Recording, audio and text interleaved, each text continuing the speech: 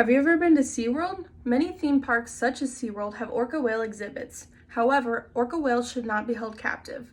To illustrate this, we'll talk about orcas' habitats, their life in captivity, and how captive orcas display different behaviors than those in the wild. To begin, the orca whales who are in captivity do not have a habitat that is sufficient for their needs. The One Green Planet describes an orca's tank in captivity to be like a bathtub compared to what their life would be like in the wild. There is no habitat that would recreate the oceans that they live in their natural life. There will always be restrictions. Another downfall that these whales experience is these man-made habitats are causing them to have collapsed dorsal fins. According to thoughtco.com, their dorsal fins don't have any bones and are strictly made out of collagen, which is a fibrous connective tissue.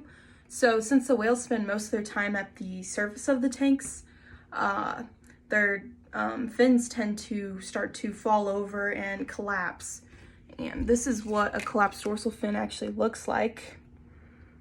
And so this doesn't happen in the wild because they travel hundreds of miles a day just swimming around in the ocean, and they tend to swim in a straight line, and they're always deep in the water, so their dorsal fin stays how it's supposed to stay.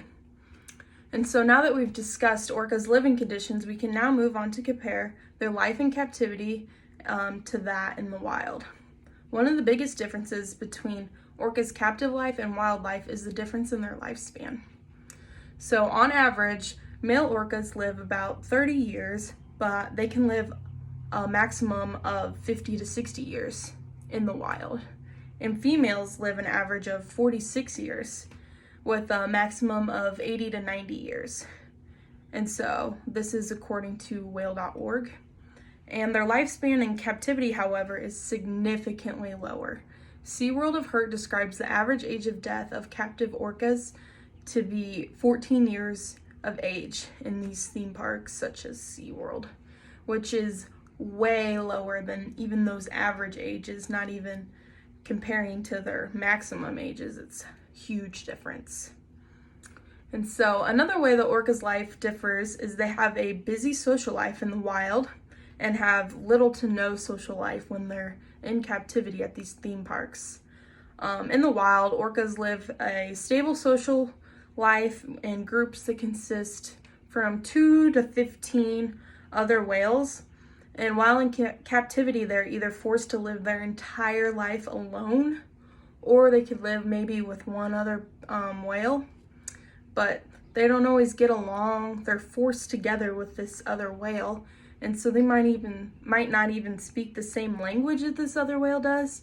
And so this can lead to aggression and fights, which could cause the animals to leave rake marks on each other, which is just deep gashes from fighting and biting each other. So another difference is the orca's diet in captivity. It's not as well as that in the wild. SeaWorld of Hurt details how SeaWorld feeds their orcas gelatin, an unnatural substance for the whales. And they feed them this gelatin to try and keep them hydrated, because when they're in the wild, they hunt their own prey, and it's live prey, and they're able to get moisture from these animals that they're hunting. And so SeaWorld uses gelatin to try and recreate this. And so to put that into perspective, a 12,000-pound orca would consume 83 pounds of gelatin every single day. And so since gelatin is an unnatural substance for these whales, consuming that large amount of gelatin every single day can't be good for them. But now that we've learned about how the captive orca's life differs than that in the wild, we can talk about their behaviors in captivity. Orca attacks at theme parks are significantly higher than those in the wild. In fact, the Dolphin Project describes there to be no documented attacks ever in the wild. No orca whales have ever attacked a human in their natural habitat. However, in captivity, there have been 4 deaths and several other incidents of attacks. So at SeaWorld, when their trainers are working with the whales, they could attack, and sometimes they kill the trainers or injure them really badly. There's no evidence to show why they attack these people. However, the stress that these animals are under is thought to play a huge part in these attacks.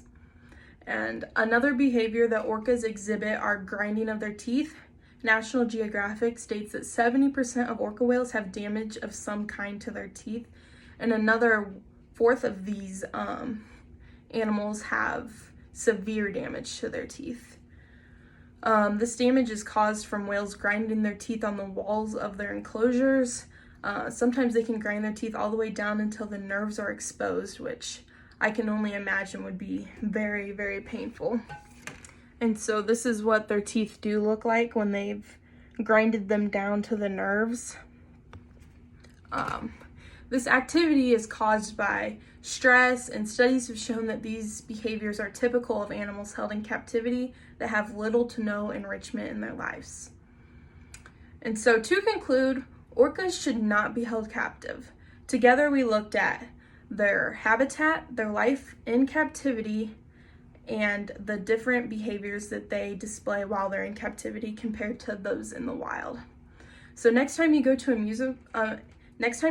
amusement park with orcas, think about how sad and cruel of a life they are living compared to what they could have in their natural life in the wild.